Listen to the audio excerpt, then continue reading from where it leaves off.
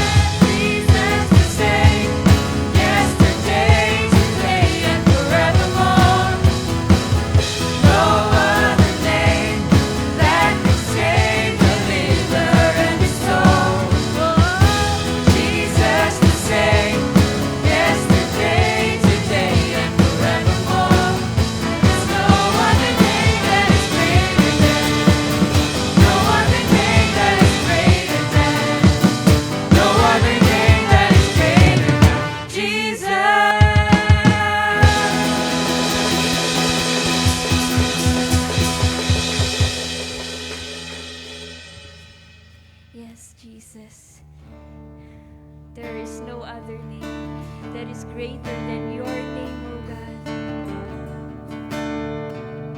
We lift up your name, O God, your everlasting name, the name that never changes. Yes, Lord.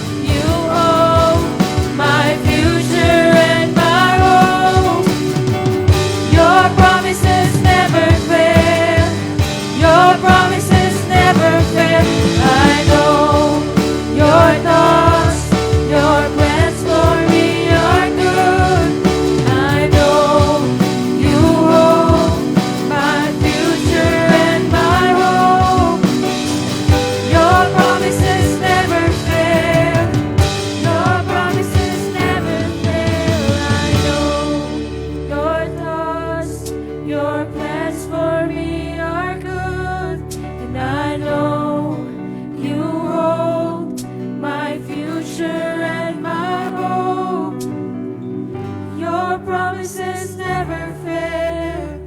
Your promises never fail. I know your thoughts, your plans for me are good. I know you hold my future and my hope. Your promises never fail. Your promises never fail. Your promises never fail.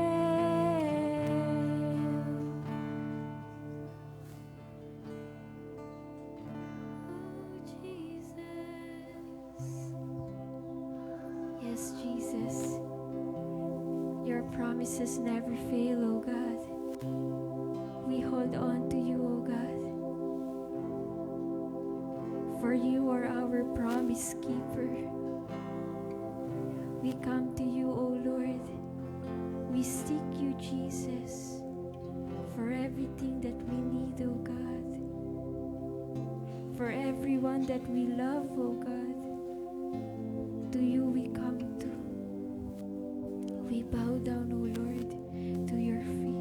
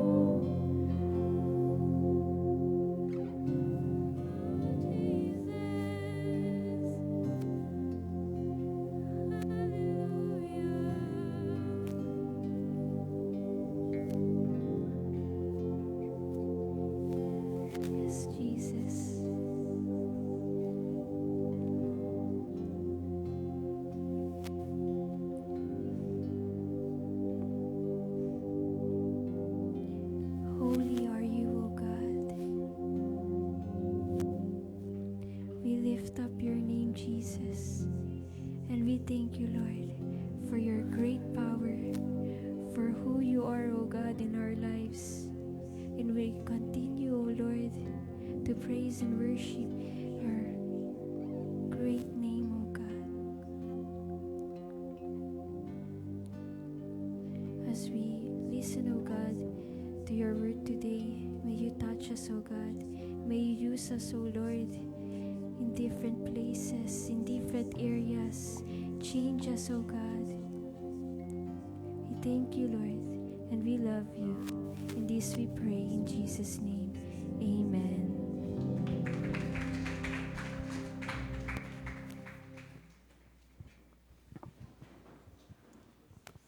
Praise God. Today po is very special day dahil ngayong buwan, we are celebrating our Pastors Appreciation Month. At today, we are also recognizing all our pastors. Kaya naman po, before I introduce our speaker for today, gusto ko po sa inyo siyang i-introduce bilang ating pastor. Sino po ba dito ang mga batang laking Sunday school? Mga lumaking Sunday school dyan. Ako, laking Sunday school. Sino po dito yung mga nasa Sunday school? Yes, mga lumaki at pinalaki talaga tayo ng Sunday school. Sino naman dito ang mga Y-Wavers? Mga taga-youth? Yes. Alam niyo po ba na ang ating pastor ay laking Sunday school? Laki din siyang Y-Wav. I grew up watching him as a Y-Waver. And nakita ko po talaga ang transformation na ginawa sa kanya ng Panginoon. I can say that the Lord has been faithful sa kanyang buhay. At yung faithfulness na yon at yung obedience niya sa Panginoon, it really overflows. Hindi lang sa kanyang pamilya, hindi lang sa kanyang unit, yung immediate family niya, but maging sa spiritual family niya. Lahat ng hinahawakan niyang ministry flourishes. Lahat ng kanyang ministry ay lumalago dahil pinagpapala siya ng Panginoon. And that is because his obedience and love for the Lord. Let us all welcome our dear Pastor Lemuel Dizon.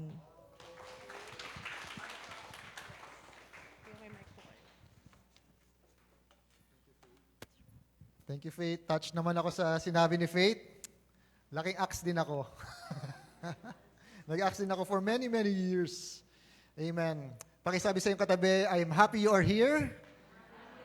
Masaya ako nandito tayong lahat ngayon, and I believe the word of the Lord is powerful. At lalo na ngayong month of October, alam niyo ba ang theme natin is blessings?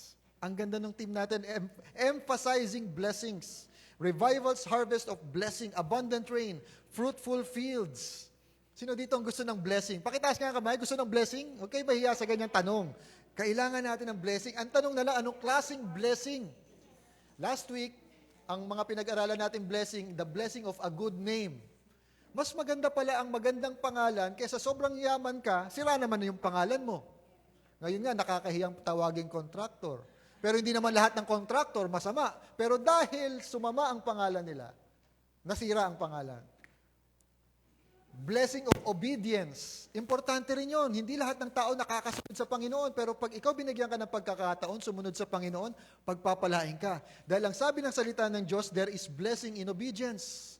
Kaya pagkakataon na sumunod sa Panginoon. And then kanina umaga, the blessing of victory, reigning in life. Pwede kang maghari sa buhay, pwede kang manalo sa mga laban sa buhay. Today, there is another blessing. Di ko alam kung gusto niyo ito, pero para sa akin, one of the best blessings din ito. The blessing of God's timing. Pakisabi nga, God's timing. Blessing of God's timing. May timing ang Diyos. Actually, sa mundong ito, may time and season. Sa lahat na nangyayari sa mundo natin, may oras at panahon. Babasahin natin Ecclesiastes chapter 3 verse 1. Maraming mga examples dyan kung paano pinakita na sa mundong ginagalawan natin, panapanahon lang yan. May kanta nga ngayon. May kanta yun, di ba? Panapanahon. Sa mga kaedad ni Ate Grace ang nakakaalam. Hindi alam ng mga bata yun. Panapanahon. Ay, ano? Panahon. Ang pagkakataon. Una-una lang yan. Ganon. Ecclesiastes chapter 3 verse 1. Ang sabi sa Ecclesiastes 3 verse 1, for everything there is a season, a time for every activity under heaven. Hindi ko na nailagay lahat dyan, pero ang sabi dito sa Bible, there is a time to be born and there is a time to die. Meron po ba ditong hindi namatay? Wala eh. Lahat kailangan dumaan sa panahon na yon. Of course, masakit yun. Ako, 3 months ago, namatay ang aking mother. Hanggang ngayon, hindi ko masabing naka-move on na ako eh. Minsan, pag naliligo ako, mayroong ibang patak eh. There is a time to be born. There is a time to die. There is a time to plant. Magtatanim ka. There is a time to harvest. There is a time to laugh. There is a time to cry. May panahon, bawat isa. There is a time to scatter. There is a time to gather. There is a time to embrace. There is a time to turn away. Hindi lahat ng pagkakataon, yayakapin mo, may panahon talaga, kailangan mo lumayo. There is a time to search. There is a time to quit. There is a time to keep. Ikikip mo siya. But there is a time to throw. Kailangan mo pakawalan.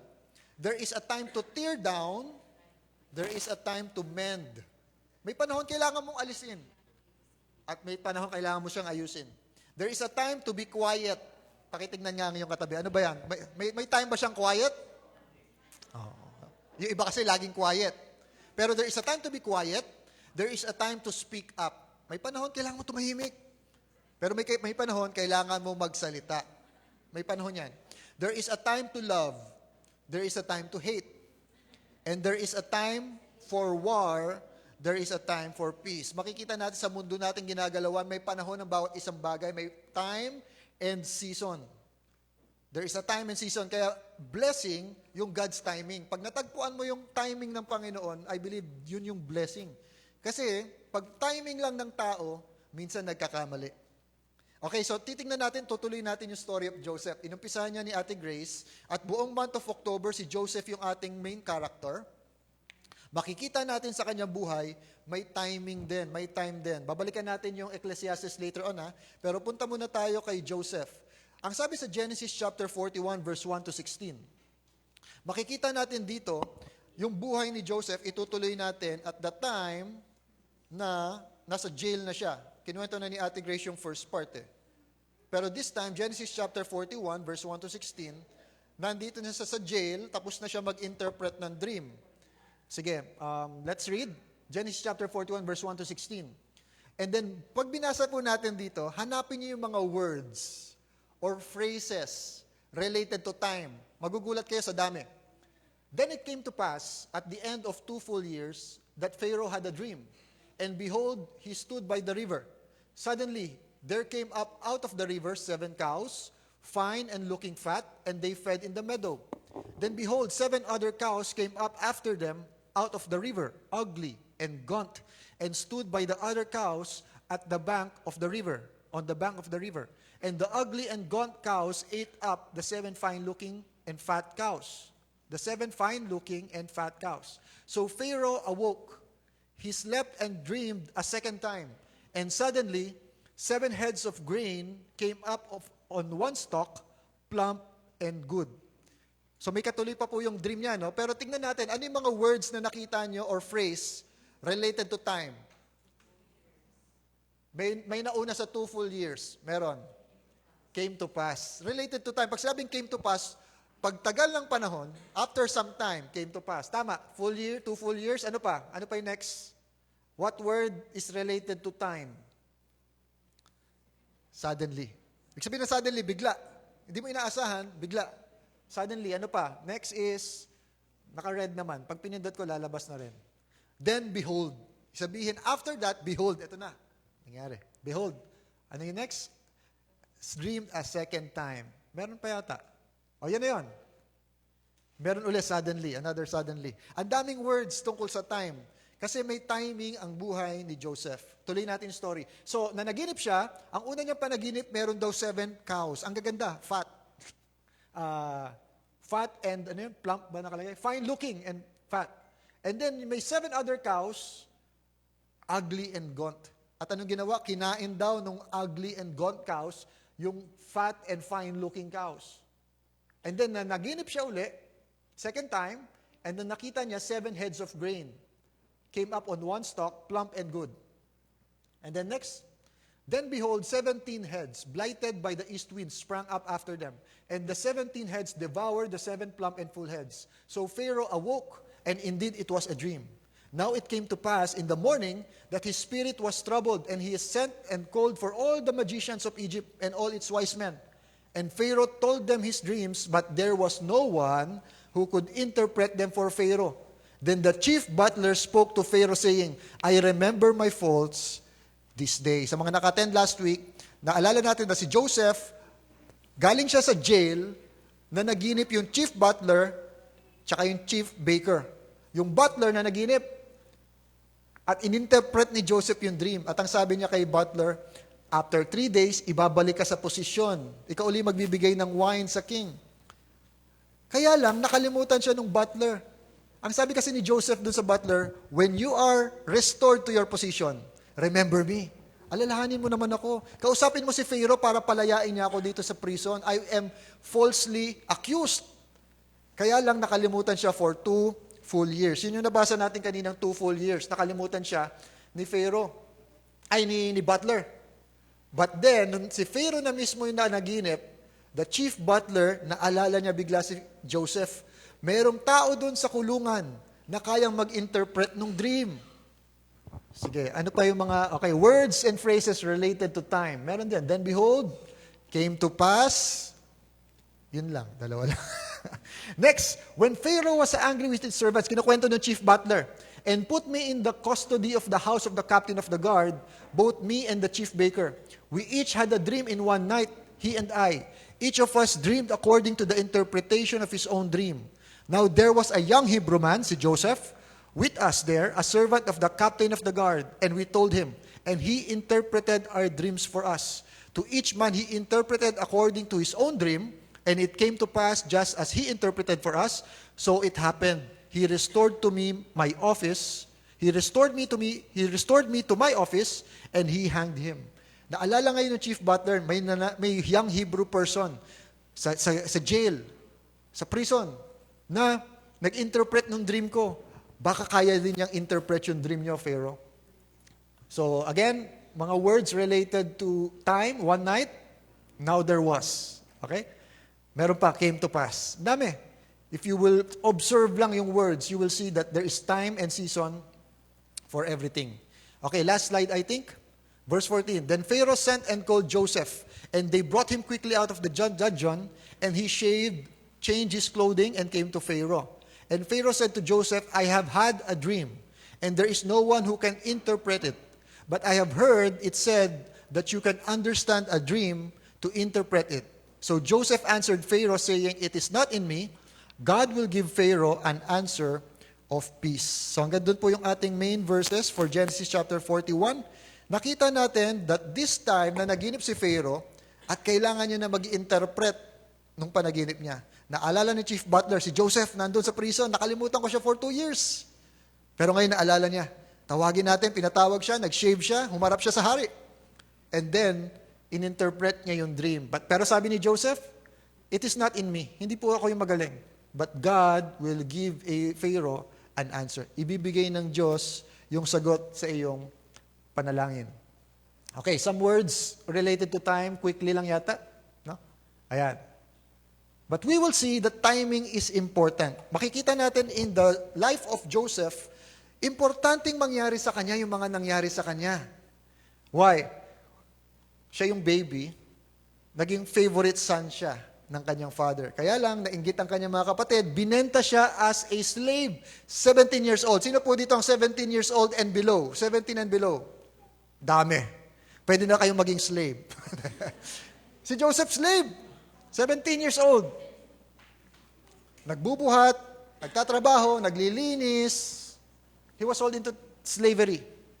Pero pinagpala siya ng Diyos. Naging manager siya nung household. 17 years old, nakita na magaling si Joseph na training siya sa administration. Na-organize niya yung mga bagay. Masipag siya. Pakitignan yung katabi niyong masipag. Masipag ba? Masipag? Tumaas yung kilay. Hindi siya masipag. Si Joseph, masipag. At siya ay hindi nagpatalo sa temptation. Gwapo si Joseph. Sineseduce siya ng asawa ng kanyang master. Every day. Sabi niya, halika, Joseph. Walang nakakakita sa atin. Pero sabi ni Joseph, no, every day.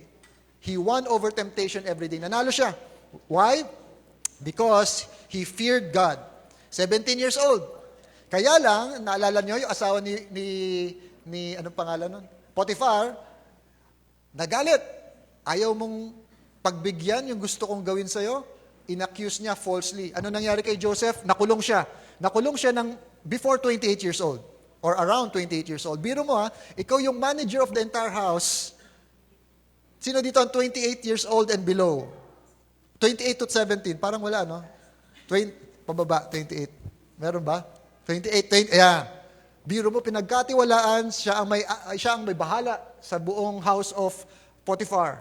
Kaya lang, pinagbintangan siya, nakulong siya, 28 years old.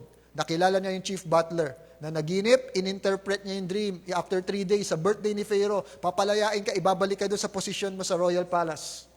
Kaya lang, nakalimutan siya ni the chief butler for 2 years, kaya 30 years old yung next sa timeline. Ito yung binasa natin kanina, na naginip si Pharaoh, wala makapag-interpret, kahit yung mga matatalino tao, mga magicians, ininterpret ni Joseph. At sabi niya, ang interpretation of the dream, 7 years magkakaroon ng great harvest. Pag nagtanim ka, tutubo at marami kang aanihin. 7 years. Great harvest. But after 7 years, magkakaroon ng great famine. So yun yung interpretation. Nakaalala niyo yung dream? Mayroong 7 fine-looking and fat cows. Yun yung 7 years na great harvest. Pero after that, kakainin nyo ng 7 na pangit na cows. Mga baka. Yun pala yung 7 years of famine. Sa tindi ng famine, taggutom, makakalimutan ng lahat ng tao yung great harvest. So kailangan si Joseph, sabi niya, sinuggest niya kay Pharaoh, mag-assign po kayo ng matalinong tao. Yung sa 7 years of great plenty, kailangan mag-ipon tayo. Mag-imbak tayo ng food. Para pagdating ng 7 years of famine, may kakainin ng mga tao. Alam niyo sabi ni Pharaoh sa kanya?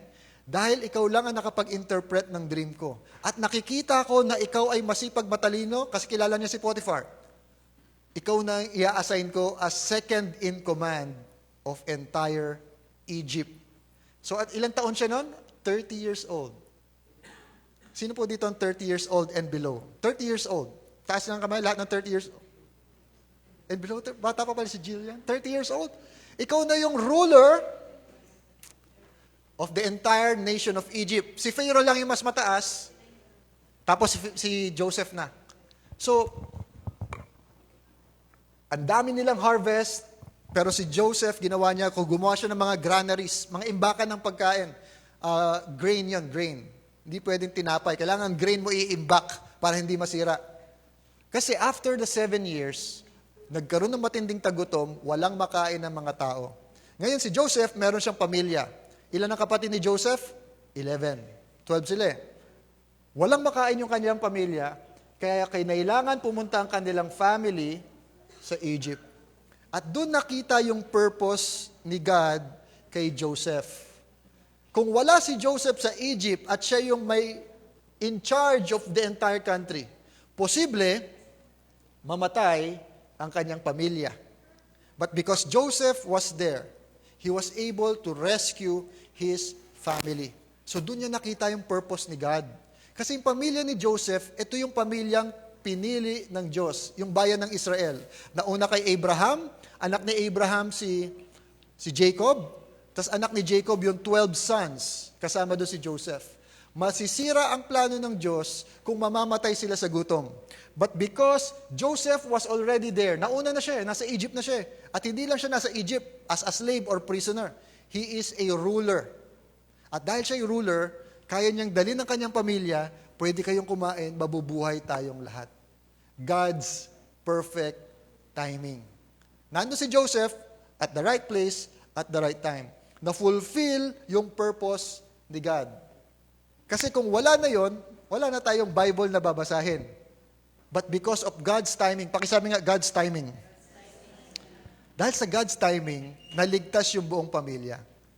So perfect ang timing ni God. Pero ang timing ng tao, hit or miss.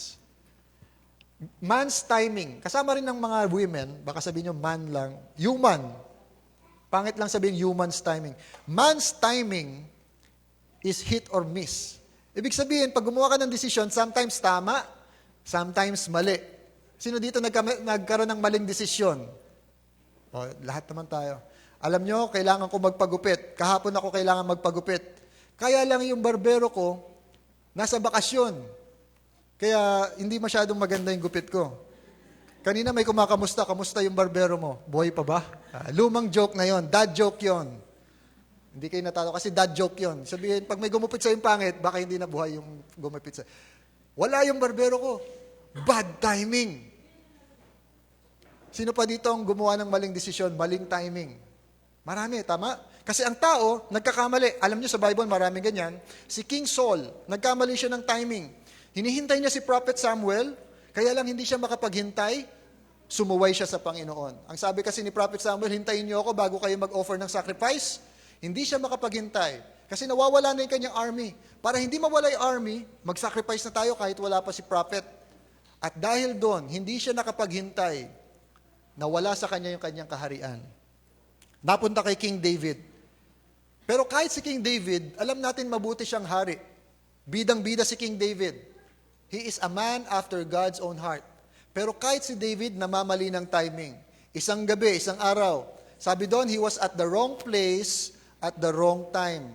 Nakita niya si Bathsheba, na-tempt siya, nagkasala siya ng adultery and murder. Bakit? Mali yung timing.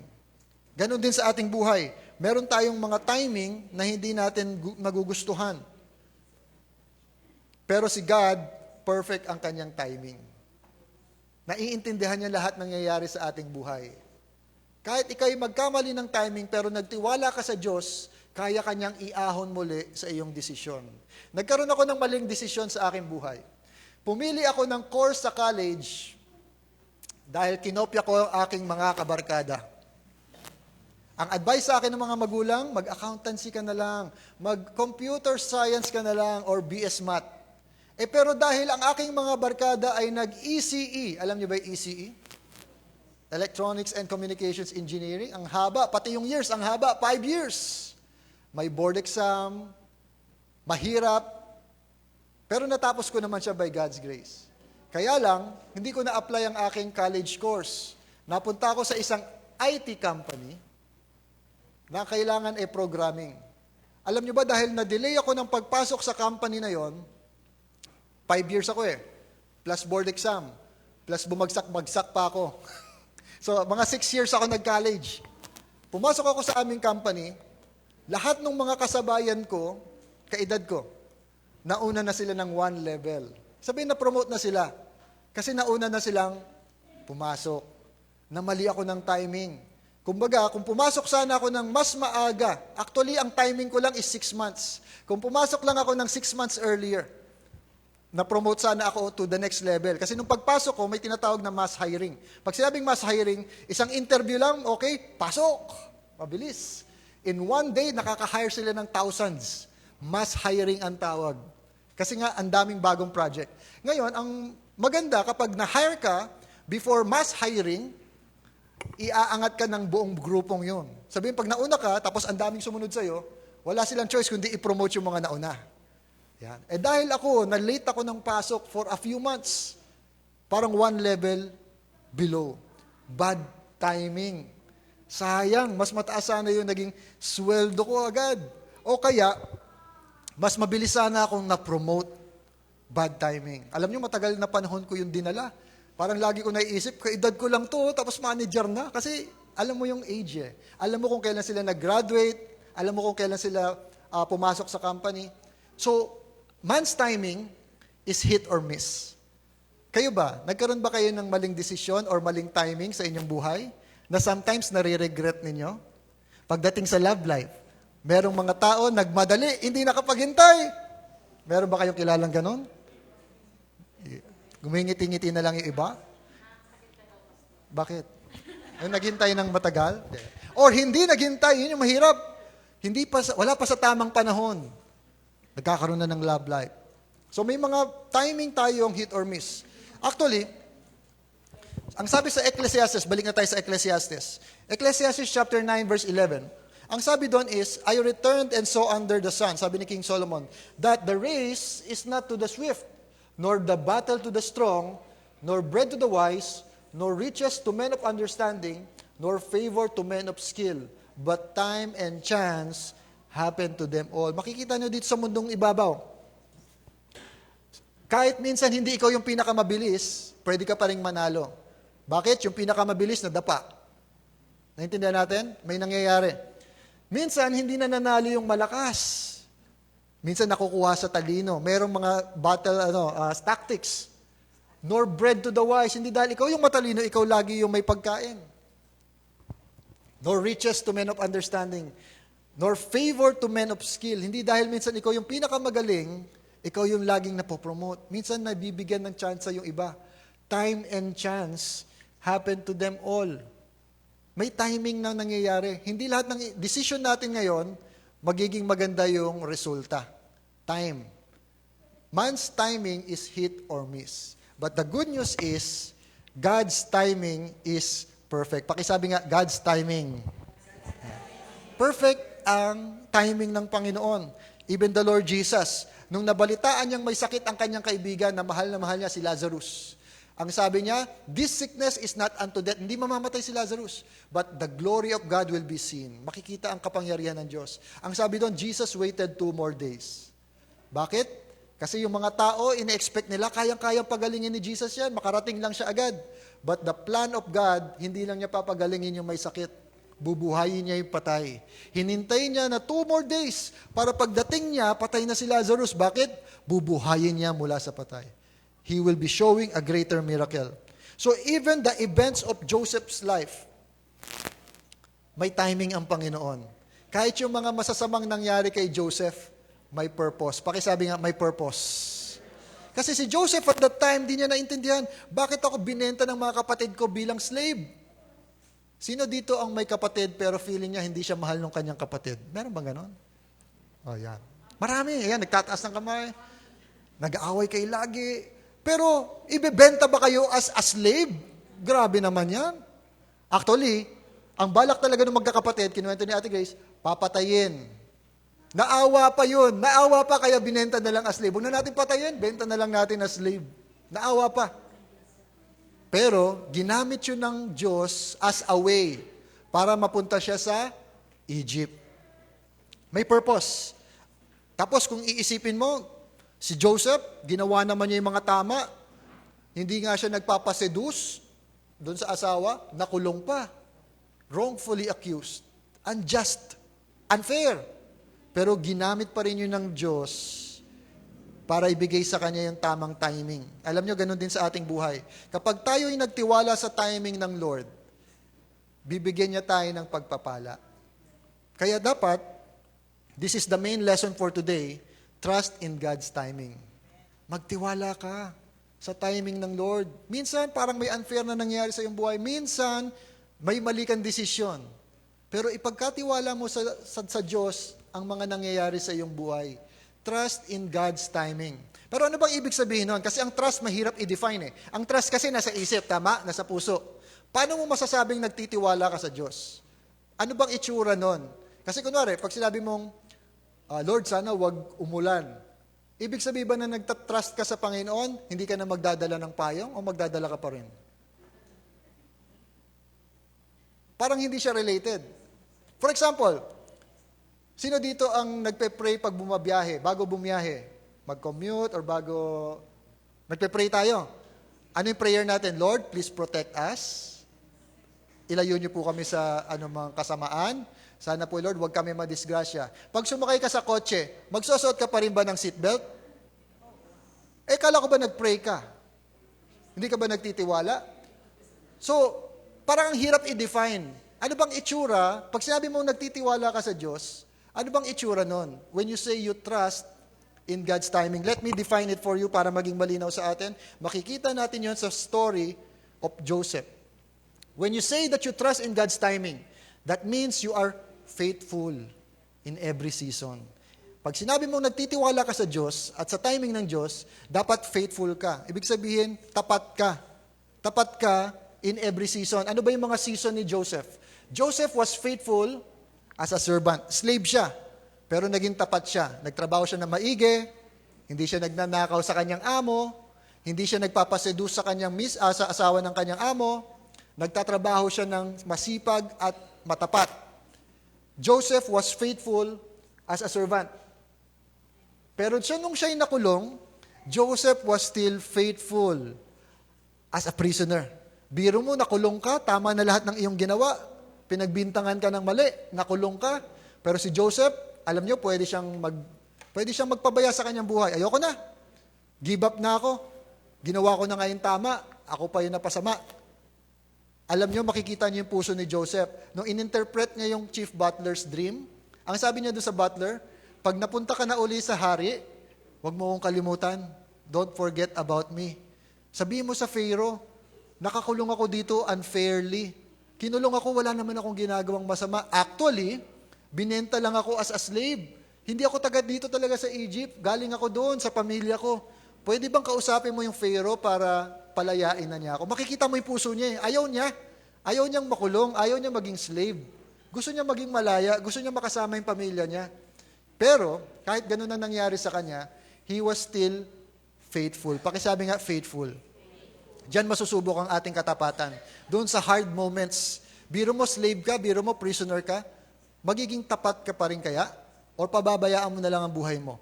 When you say that you trust in God's timing, Joseph was faithful. Alam niya na mayroong plano ang Diyos. Alam niya na ang kanyang pamilya ay iniingatan ng Diyos. Pero bakit ngayon ako slave ako? Bakit ngayon prisoner ako? Nagtiwala siya sa Diyos. Kahit ganito ang kalagayan ng aking buhay, magiging tapat pa rin ako. Kahit may mga maling ginawa sa akin yung ibang tao, magiging tapat pa rin ako. I will be faithful. Bakit? Nagtitiwala ako sa Diyos. Yun ang ibig sabihin ng trust in God's timing. Makikita sa iyong buhay na kahit pangit pa yung nangyayari sa iyong buhay, tapat ka pa rin sa Panginoon. Hindi ka mag-give up, hindi mo sisirain ang iyong buhay because you are faithful. And then later on, alam natin, naging ruler si Joseph. Joseph was faithful as a ruler. Binigay sa kanya yung kaharian, second in command siya. Kung merong Pharaoh, hari, siya yung second in command. Naging faithful pa rin siya. Nung pinagpala siya, ginawa pa rin niya yung kanyang trabaho ng mabuti. Naghanda siya para doon sa great famine. 7 years, great harvest, nag-impok siya. Nag-save siya. Para pagdating ng famine, may makakain ng mga tao. So, in every season of his life, may pangit, may maganda, pero ang constant kay Joseph, he was faithful. Kasi meron siyang pinagkakatiwalaan. He trusted God's timing. Kahit hindi pa niya naiintindihan, hindi naman niya alam yung future eh.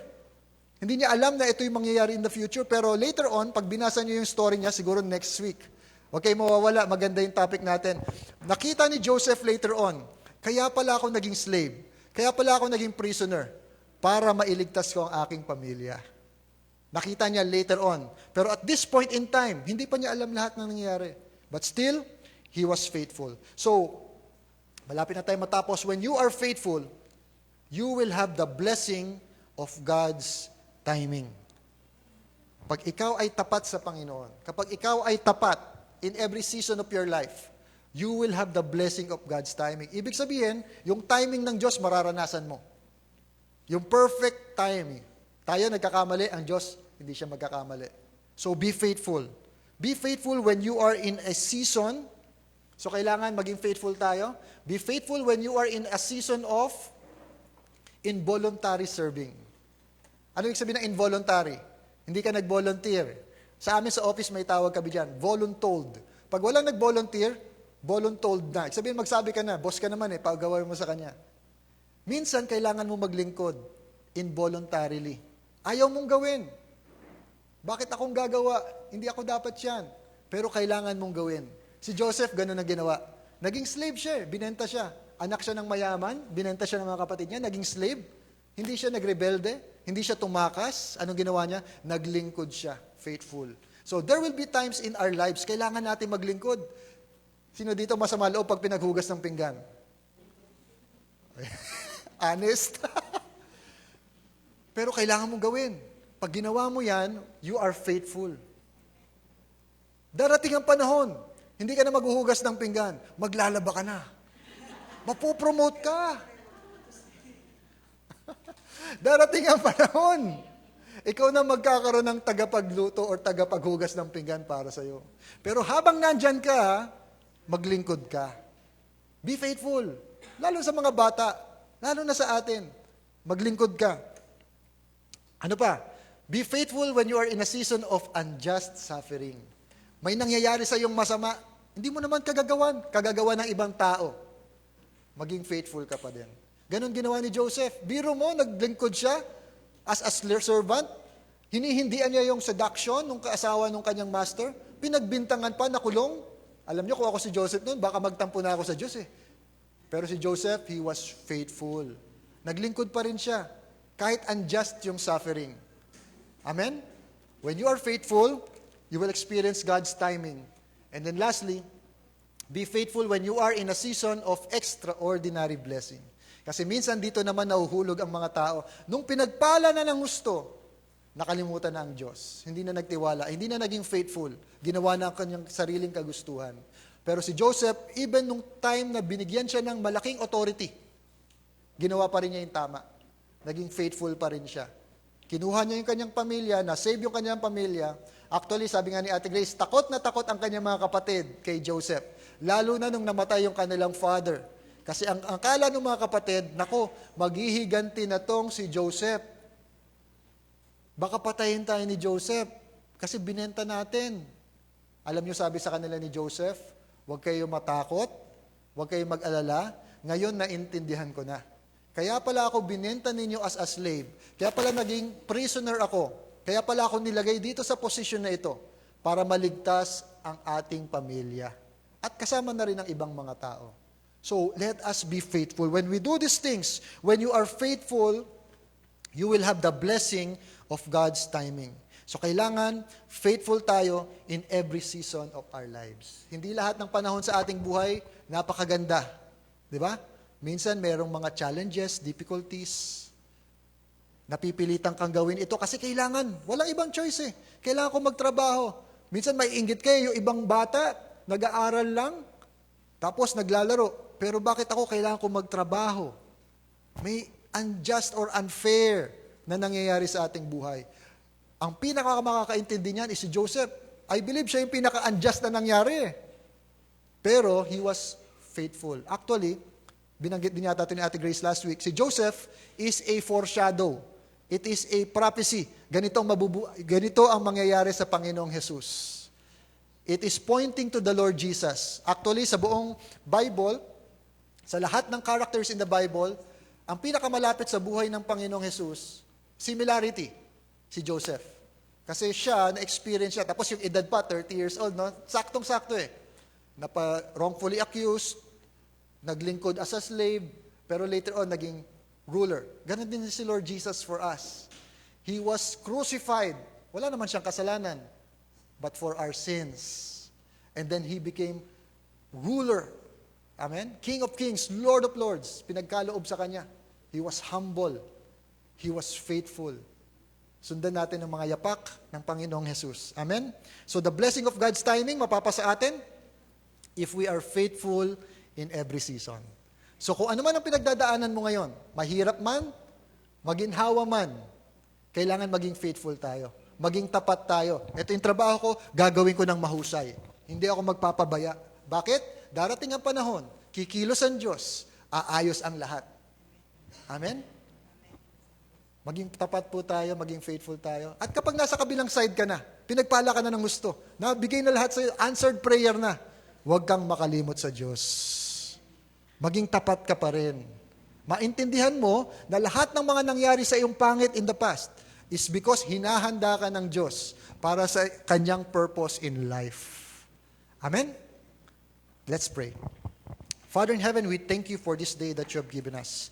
Thank you, Lord God, at tinuturuan niyo kami, Panginoon, na maging faithful para matanggap namin, Panginoon, ang inyong perfect timing in our lives. Maraming salamat, Panginoon, sa pagpapalang ito. Your timing brings revival, Panginoon. Even at times, may dinadaanan kaming hindi maganda, challenging, difficult, even unfair. I pray, Lord God, bawat isa sa amin, maging tapat.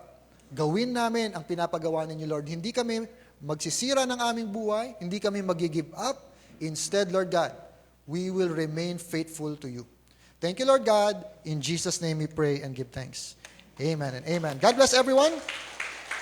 Breaking of bread tayo. May natutunan ba kayo ngayong hapong ito? Amen. Amen. Sabi nga ni Ate Grace, ang favorite character daw niya sa Bible, si Jesus at si Joseph. Sakto kasi yung dalawa, same yung pinagdaan ng buhay.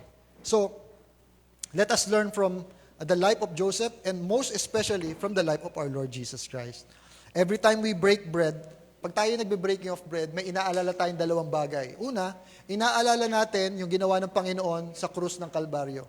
We remember the Lord Jesus' sacrifice on the cross. He paid for our sins. Biro nyo, the only person without any sin died for the sins of people, para sa ating mga kasalanan. Pinagbayaran ng Panginoong Jesus ang ating mga kasalanan. Ganun ka kamahal ng Panginoon. Tignan mo uli ang iyong katabi. Kahit ganyan yan, mahal na mahal ni Lord yan. Ba't di natama? Mahal na mahal kayo na Lord. Amen? Namatay siya para sa'yo. Kahit ganyan ka pa. Minahal niya tayo kahit ganito tayo. Amen? So alalahanin natin yon. At sabihin natin, Lord, I surrender my life to you. Lord, patawarin niyo po ako sa aking mga kasalanan. Humingi tayo ng tawad sa ating mga kasalanan. Biro mo si Lord namatay for our sins. Kailangan iwanan natin ang ating mga kasalanan. We need to come before Him with humble heart. Lord, sorry for my sins. Tulungan niyo po ako mapagtagumpayan ang mga kasalanan kong ito. Amen? Kumakatok ang Panginoon sa pintuan ng ating puso. Ang sabi ng Panginoong Jesus, if anyone hears my voice and opens the door of his heart, I will come in. Papasok siya sa iyong buhay. Makakasama mo siya sa araw-araw. Even in the challenges, hindi ka kailangan matakot. Kasama mo ang Diyos pag pinapasok mo siya sa iyong buhay. Kaya can I ask everyone to close their eyes? Lumapit tayo sa Panginoon. Kumakatok siya sa ating puso. Pagbubuksan mo ba siya? Sa mga taong gustong pagbuksan ang Panginoong Jesus sa kanyang buhay, kailangan natin humingi ng tawad mula sa ating mga kasalanan. We need to ask forgiveness. At sabihin sa Panginoon, Lord, I surrender my life to you. Kayo na po ang maghari sa aking buhay. Can you pray this short prayer with me? Panginoong Jesus, maraming salamat sa pag-ibig niyo sa akin. Thank you, Lord, for dying on the cross to pay for my sins. Kaya Panginoon, I ask forgiveness sa mga kasalanan na aking nagawa. Patawarin niyo po ako. At mula po ngayon, tinatanggap kita bilang Panginoon at tagapagligtas ng aking buhay. Lord, I surrender my life to you. Thank you, Lord, for saving me. Thank you, Lord, for loving me. In Jesus' name I pray. Amen and amen. Inaalala natin yung great sacrifice of the cross ng Panginoon, but we also remember that Jesus is coming soon. Jesus came for the first time. There is a second coming. Babalik uli ang Panginoon. At pagbalik niya, matatapos lahat ng problema sa mundong ito. Marami po bang problema ang Pilipinas? Dami. Sana masolve lahat. Kung hindi man masolve lahat, pagdating ng Panginoon, isosolve niya lahat. Amen? So we pray, Lord Jesus, bumalik na nga po kayo, Panginoon. Amen? Let us raise our bread. Ito. This is the Lord's body, broken for us. Every time we do this, we do it in remembrance of Him. Let us take and eat.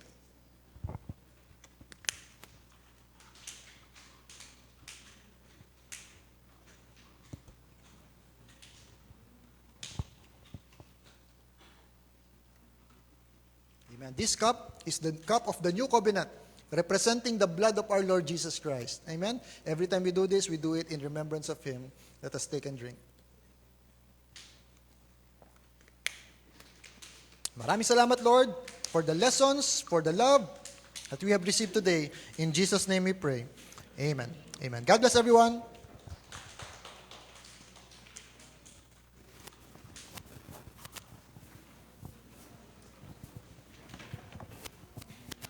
Amen. Praise God. Thank you po, Pastor Tem. As part of our worship, dako na po tayo sa ating tithes and offerings. Basahin ko po yung verse from Luke 6:38, sabi po dito, "Give and it will be given to you, a good measure, pressed down, shaken together and running over, will be poured into your lap, for with the measure you use, it will be measured to you." Amen. So, when we give our tithes and offerings po, we are giving back to the Lord what is due to Him. And ina-acknowledge din po natin na ang Panginoon ng ating provider, ang ating Jehovah Jireh, at ang source ng lahat ng ating mga pangangailangan. And also may promise din sa atin ng Panginoon. He promises us that He will bless us abundantly in return more than what we have given.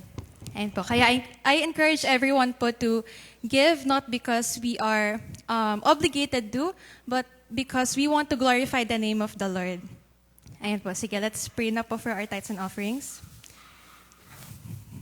Dear Heavenly Father, Lord, maraming salamat po for this wonderful blessing, for this wonderful gift that you have given us, Lord. Our time, our resources, our talents, Father God. I pray, Lord Jesus, that as we give our tithes and offerings today, Lord God, may it be a pleasing act of worship before you, Father God. And I pray, Lord Jesus, that these blessings, Lord God, will be used for the growth and expansion of your kingdom, to bless many people, to bless many churches, Father God. And we are doing this, Lord God, to honor you and to show trust in your provisions, Lord God, for we believe, Lord God, that you are our Jehovah Jireh, Lord God. And this we pray in Jesus' name, amen. Sige po, pwede natin ilagay.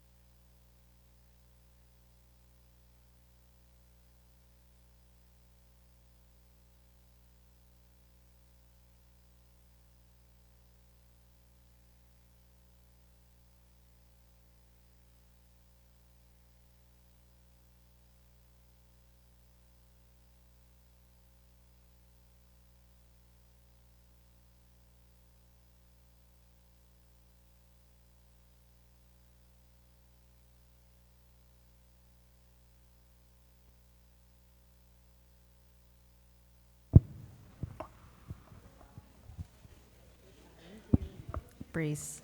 Ayan. Praise God. Ayan. Praise God. Ayan, thank you so much, Pastor Lem, for that timely reminder that even children of God can experience yung maltreatment or yung mga missed opportunities as we speak dito sa mundo.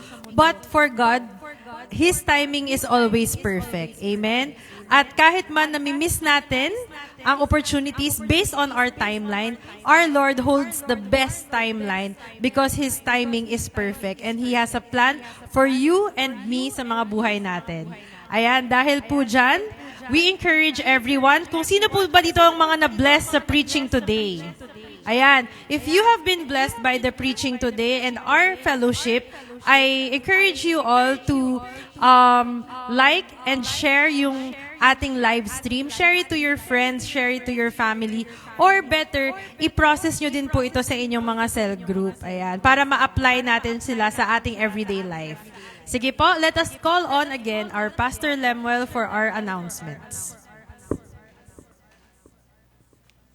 Sige, ang announcement natin, on October 25, magkakaroon tayo ng Prayer and Praise Celebration or PPC kung tawagin natin. Pag sabing PPC, Prayer and Praise Celebration, we need to pray, especially for our country.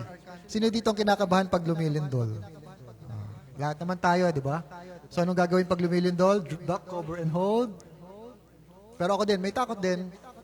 Pero, ang sabi ng salita ng Diyos, do not fear. Pakisabi sa iyong katabi, do not fear. Hindi tayo kailangan matakot because God is near. Malapit ang Diyos sa atin. Minsan lang kasi tayo ang lumalayo sa Diyos. Alam niyo kung paano mapalapit sa Diyos? Mag-pray. Kaya prayer and praise celebration, para mas mapalapit tayo sa Panginoon, attend tayo dito. It's a Saturday, 1:30 to 4:30 p.m., October 25. Last Saturday of the month. Okay? And then, ano pa ba? October 19, ayan, thank you. Great. Magkakaroon tayo ng Welcome to Church Day. Welcome to Church Day. First time natin gagawin, yung mga taong kasama natin sa mga Bible studies natin outside, kapag meron kayong mga friends, bring them to church. We will welcome them. Siguro rin tayo, counting food, pag-usapan natin. But let us welcome them to church. Okay? October 19, this coming Sunday. Amen? Tayo na tayong lahat. Let me pray for you. Praise God. Maraming salamat, Panginoon. Kami po'y nagpapasalamat. Kasama namin kayo, Panginoon, in every season of our lives. Pinakita niyo, Lord God, that you are faithful to us. So I pray, Panginoon, bawat isa rin po sa amin ay maging faithful, Lord God. Na kami po'y maging tapat sa lahat ng inyong sa lahat ng pinapagawa niyo sa amin at gawin ang mga dapat namin gawin sa aming buhay. Lord, I pray for each one. Pagpalain niyo po, Panginoon, ang bawat isang, bawat pamilya. Lord, especially those going through difficult and challenging times. I pray, Lord, that they will experience your blessing of God's timing. Maging tapat sila, Panginoon, gaano ito man kahirap. Makita nila, Panginoon, na kayo ang Diyos na nagliligtas. You are the God who provides. You are the God who delivers. In Jesus' name we pray and give thanks. Amen. Amen. God bless everyone. Amen. Amen. Praise God. Thank you so much, everyone. Masayang-masaya po kaming makasama kayong lahat. Let's continue to connect with one another sa ating cell group po. God bless and have a restful week ahead.